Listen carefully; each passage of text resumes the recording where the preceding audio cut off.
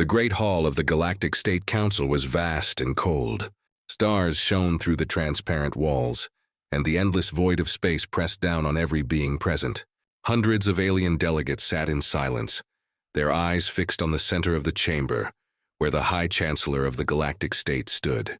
His voice echoed, powerful and sharp, carrying words that no one thought would ever be spoken. "Today we declare war on humanity." Gasps filled the chamber. Claws, wings, and tentacles shifted uneasily. Even the most powerful alien empires had never dared to openly confront Earth. Humanity was still young by galactic standards, but in recent years, they had grown fast. Too fast. Their ships spread through the stars like wildfire. Their technology was strange, not advanced by usual measures, but unpredictable and effective. The Council had feared them for years, and now the fear had broken into anger. The human representatives did not move. 3 of them stood calmly in the human delegation box, their faces unreadable. They did not shout, they did not argue. They simply watched as every alien eye turned toward them. Their silence was more unsettling than any words could have been. The Chancellor's long arms spread wide as he continued. "For too long, humanity has ignored the authority of this council. They refuse to share their secrets, their technology, their weapons. They walk among the stars as if they alone own them. They are a threat not only to the state, but to the balance of the entire galaxy. No longer will we tolerate their arrogance," murmurs rose. Some delegates nodded, others shifted uncomfortably. Everyone had heard the stories. Human colonies that defended themselves against fleets far larger. Human soldiers who fought with a kind of madness, refusing to surrender even when defeat was certain. The humans called it resilience. Others whispered a darker word, ruthlessness. The Chancellor struck the floor with his staff. "The war begins now. Every member world shall contribute forces. Every fleet shall march. Humanity will be taught its place." At that moment, one of the human representatives stepped forward. His name was Ambassador Clark, a tall man with sharp features and calm eyes. He did not raise his voice, but when he spoke, the chamber grew quiet. "You think you understand humanity," he said softly. "You think we are arrogant, reckless, and dangerous? Perhaps you are right. But you do not know us, not yet. You call for war. But war with humanity is not like war with others. You will learn, as many have before, what it means when humans are pushed too far." The silence in the chamber deepened. The Chancellor tried to laugh, but the sound was hollow. "Empty threats," he said. "We have crushed empires older and greater than yours. Humanity is young, fragile, untested." Ambassador Clark only smiled. "Fragile things do not survive Earth. We have lived through our own world's endless wars, disasters, and terrors long before we reach the stars. Do you think your fleets can frighten us? Do you think your armies will face something new? To us, war is not a stranger. It is an old companion." Several delegates shifted again. The words struck them more deeply than they wanted to admit. They remembered the reports, the battles where humans fought on, even when outnumbered 10 to 1. The colonies where civilians armed themselves and turned whole cities into fortresses. The strange fact that humans seem to adapt in weeks to weapons and tactics that took others decades to learn. The Chancellor raised his voice, trying to drown the unease. "Enough. This is the will of the state. The vote has been cast. War is declared." The council erupted in noise. Some cheered, others shouted in fear or anger. But in the middle of the storm, the humans remained silent. Clark's eyes swept across the chamber, and for the briefest moment, the alien leaders felt as though humanity was not the weaker side at all. Later, when the meeting ended, rumors spread quickly through the great stations of the Galactic State. Whispers traveled faster than ships. Whispers of human calm in the face of war. Whispers of their strange history. Whispers that the state had made a mistake. In the quiet corners of the galaxy, old generals remembered stories told in hushed voices. Stories of what humans had done to each other on their own world before they ever touched the stars. The declaration had been made. The war was now certain, but beneath the pride and anger of the Galactic State, seeds of unease began to grow. And in the shadows of the council chamber, an alien general sat alone, his eyes dark with memories he wished he could forget. He had seen humanity fight before. He knew the truth the Chancellor did not. The real terror of war was not that humanity might lose. The real terror was what they might do if they refused to. The war began faster than anyone expected. Within weeks, fleets of the Galactic State moved toward human space. Vast armadas with ships that had crushed dozens of rebellions, now prepared to test themselves against Earth. Their admirals spoke with confidence. Humanity will fold quickly, they said. Their colonies are scattered, their fleets small, their numbers limited. One strong strike will end this war before it begins.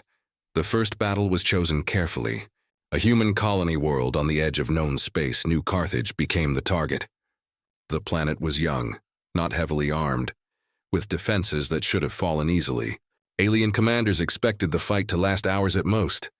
When the fleets dropped from faster-than-light travel, their banners blazing, they believed victory was already in their grasp. But humans did not meet them with fear. They met them with fire. The opening shots came from orbital platforms the state's intelligence had marked as incomplete. Yet when the first alien cruisers advanced, the platforms lit up with rail cannons of frightening speed and precision. Several ships were torn apart before they could return fire. Alien officers shouted in shock. These weapons were not listed in the Council's databases. Humanity had hidden them, building in secret, waiting. Then came the human fleet. Small compared to the armada, their ships looked fragile, less armored, less elegant. But when the battle began, those ships moved with a kind of reckless energy no one had prepared for. Instead of following predictable lines of formation, the human vessels cut across the battlefield, weaving between enemy ships, firing from impossible angles. They did not fight with caution. They fought with fury. Alien captains tried to adjust, but humans changed tactics too quickly. A destroyer that seemed to retreat suddenly turned and rammed a cruiser, tearing it apart in a blaze of fire. A squadron of human fighters sacrificed themselves to destroy a battleship's engines, leaving it drifting helplessly while rail cannons finished the kill. On the surface of New Carthage, the colonists joined the fight. Civilians turned into soldiers overnight, transforming cities into fortresses. Alien troops who landed expected easy surrender. Instead, they were met with ambushes in the streets, hidden explosives, and defenders who fought even when wounded. Reports spoke of humans charging into fire with nothing but makeshift weapons, refusing to abandon their homes. Within 2 days, the Galactic State Armada had taken heavy losses. Ships burned across the void, and commanders began to argue among themselves. "This was supposed to be easy," one captain shouted. "Why do they fight like this?" No one had an answer. In the council chamber far away, early battle reports arrived. At first, the chancellor dismissed the losses as exaggerated. But then more reports followed. Ships destroyed, generals missing, entire divisions wiped out. The alien delegates read the words with growing unease. If this was what humanity could do on a single frontier colony, what would they do when the war reached Earth itself? Meanwhile, among the soldiers of the state, whispers spread like wildfire. They spoke of humans who fought as if they welcomed death, who used strategies no training could predict, who turned every defeat into a trap. Some called them mad, others called them monsters. But all agreed on one thing: this war would not be simple. At the end of the Battle of New Carthage, the alien fleet finally withdrew. Victory had slipped from their hands, and the cost was higher than anyone had imagined. Yet for the humans, this was only the beginning. In the smoking ruins of the colony's capital, survivors raised the human flag above the shattered skyline. They did not see defeat, they saw defiance. And far across the stars, in the shadows of the council chamber, the alien general who had remained silent during the declaration of war heard the reports and closed his eyes. He had warned his own commanders years ago. He had told them what he had seen on other worlds, how humans turned every war into a nightmare. Now, as the galaxy marched deeper into conflict, he knew his fears were returning. The state thought they had chosen war, but in truth they had chosen something far darker. They had chosen to wake humanity. The retreat from New Carthage left deep scars across the fleets of the Galactic State. Hundreds of ships lost, thousands of soldiers missing, entire divisions broken. It was the kind of defeat that should never have happened, not against a species so young. Yet the reports were undeniable, and they spread across the galaxy faster than any official message could control. In the marketplaces of distant stations, whispers began. Merchants muttered about humans turning their cities into battlefields, about colonists who fought with the rage of soldiers and the cunning of assassins. In military barracks, recruits traded stories of human ships ramming war cruisers, of pilots willing to burn alive if it meant taking an enemy with them. Some laughed nervously, brushing the rumors aside as exaggeration. But the laughter always faded quickly. The Galactic State tried to frame the loss as temporary. Spokesmen declared that humanity had merely been lucky, that the next strike would crush them. Yet even as the words were spoken, doubt hung in the air. The soldiers knew what they had seen. The officers knew how fast humans adapted, how easily they broke the rules of war. And deep inside, many began to wonder if humanity was something different, something dangerous in ways the state had never faced. In the corridors of power, fear turned into anger. The Chancellor demanded answers. "How did our intelligence fail?" he shouted. "How did a single colony defy the greatest fleet in the galaxy?" Generals lowered their eyes, unable to explain. Some blamed spies, others blamed treachery, but no excuse could erase the truth. Far from the capital, alien commanders gathered in secret. They shared what their soldiers had witnessed. They spoke of the strange human ability to fight on even when wounded beyond reason. One commander told of a human squad that continued to attack even after their oxygen ran out, holding the line until reinforcements arrived. Another described human engineers who built weapons out of scrap in the middle of battle, turning wreckage into tools of war. "They are unpredictable," one whispered. "They are chaos given form." But the most unsettling rumors came not from the battlefields but from history itself. Scholars began digging into human records, studying their past wars. What they found was worse than anything the Council had imagined. Entire world wars fought with weapons that poisoned the land for generations. Cities burned to ash in seconds. Nations that killed millions of their own kind without hesitation. Aliens who read these histories grew silent. Some refused to believe. Others wished they had never looked. And yet, even with fear spreading, the Galactic State could not turn back. Too much pride had been placed in the war. Too much anger had been stoked. The council chamber was restless. Delegates shouted across the floor, voices rising in panic and defiance. The Chancellor pounded his staff to restore order, but unease rippled through the hall like a storm that could not be stopped. The war was no longer going as planned. Humanity was resisting far harder than expected, and every loss weighed heavily on the state's pride. Then a voice cut through the noise. It was deep, steady, and commanding. "Enough!" All eyes turned toward the far side of the chamber. An alien general stepped forward, his tall frame wrapped in dark armor marked with scars of past battles. His name was General Thalkor, a veteran who had fought for the state longer than most of the council had lived. His face bore the signs of age and wounds, one eye covered by a dull metal implant. Unlike the others, he did not shout. He spoke with calm authority, and his words carried weight. "I have heard the arguments," Thalkor said. "I have listened to the promises of swift victory. But I tell you now, the war you have chosen is not the war you believe it to be. Humanity is not like the enemies we have faced before." A ripple of murmurs moved through the chamber. The Chancellor narrowed his eyes. "General, you overstep. This council does not need tales meant to frighten children. Humanity will fall as all others have." Thalkor's gaze was cold. "You are wrong." He paused, letting the silence stretch. Then he began to speak. Not of rumors, not of whispers, but of things he had seen with his own eyes. "Years ago, before humanity was recognized by this council, my fleet encountered them on a border world. We expected a minor skirmish. What we found was horror. Their soldiers did not retreat, even when half their number were dead. Their civilians, farmers, children, workers, fought beside them with anything they could hold in their hands. We burned their settlements, but still they came. And when we thought we had broken them, they set fire to their own cities rather than surrender them to us. Do you understand what that means? They destroyed their homes just to deny us victory." A hush fell over the chamber. Some delegates shifted uncomfortably. Others stared at the general in disbelief. "I have fought 100 wars," Thalkor continued. "I have seen enemies who begged for mercy, enemies who surrendered when the tide turned. But never, never have I seen a species that turns war into something beyond reason. Humanity fights as though every battle is their last, as though death itself is nothing but another weapon to wield. The Chancellor tried to dismiss him. Exaggerations. You speak as though they are demons. They are only flesh and blood like the rest of us. Talcor leaned forward, his voice dropping low. Yes, flesh and blood. And that is the terror. They are like us, but they embrace war in ways no other race dares. Their history is carved in fire.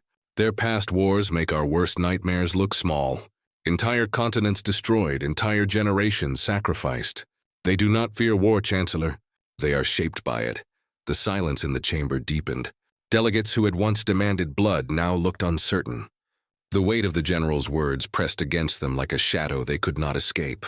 Finally, one delegate whispered, "If what you say is true, then this war is already lost." Talcor shook his head slowly. "No, not yet. But if we continue, if we force humanity into the corner where they fight with everything they have, then we will learn the truth. The terror of humanity is not that they fight. The terror is what happens when they refuse to stop." The chamber fell silent. For the first time since the declaration of war, fear settled into the hearts of the council. And though the Chancellor tried to summon words of defiance, none came. The general's warning hung in the air, heavy and undeniable. Somewhere deep inside, the council knew. They had unleashed something they did not understand. The council chamber was no longer united. The great hall that once echoed with certainty now shook with arguments and accusations. Delegates shouted at one another, some demanding a ceasefire, others insisting on pressing forward until humanity was destroyed. The pride of the galactic state had been cracked, and through the cracks fear began to spread. News of humanity's victories kept arriving. Fleets thought invincible were forced into retreat. Colonies that were supposed to fall in days held out for months. The illusion of galactic supremacy, the belief that the state was untouchable, had been shattered. For the first time in centuries, whispers of rebellion stirred within the council's own members. Smaller species, long forced into obedience by the Chancellor's will, began to question whether the state could even protect them. If humanity could wound the great armadas, what chance did anyone else have? The Chancellor raged against these doubts. "This is not the end," he thundered. "We are the strongest force in the galaxy. Humanity is nothing but a violent shadow of what true power is. They cannot win." His voice shook with anger, but his eyes betrayed unease. General Talcor remained silent, watching the chamber crumble into chaos. He had warned them, but pride had deafened their ears. Now, even the most arrogant delegates could feel the weight of his words pressing on them. Meanwhile, soldiers on the front lines were no longer speaking of victory. They spoke instead of survival. Reports carried tales of human traps so brutal that even hardened veterans could not sleep afterward. Entire units disappeared into cities and jungles, never returning. The enemy fought like phantoms, and every battlefield became a graveyard. In the outer colonies of the state, unrest began to grow. Some local leaders refused to send more troops, claiming they would not sacrifice their people for a war that could not be won. Others secretly reached out to human diplomats, considering the unthinkable, alliances against the very state that ruled them. The illusion of unity was gone. The illusion of control was gone. The state had believed humanity was just another enemy to crush. But every battle proved otherwise. Humanity was not fighting to survive. They were fighting to prove a truth the galaxy did not want to face. And so, as the Chancellor shouted for renewed war, and as the Council splintered into factions, one truth became clear to those who dared to see it. The war was no longer about dominance.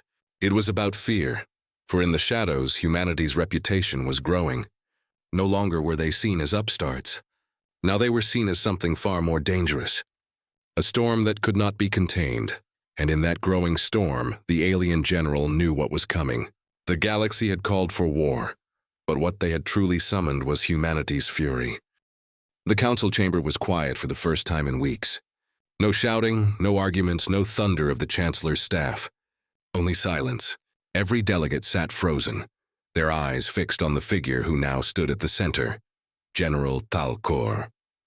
His scars caught the dim light, his voice heavy with the weight of truth. "I have fought them," he said slowly, his words falling like iron. I have seen them in the dust of battle, in the ruins of their cities, in the fire of their wars. You call this a conflict, a simple struggle of fleets and armies. But humanity does not fight wars the way we do. For them, war is not a tool. It is part of who they are. The silence deepened. No one dared to move. You think this is the beginning of war with humanity? Thalcor continued. But you are wrong.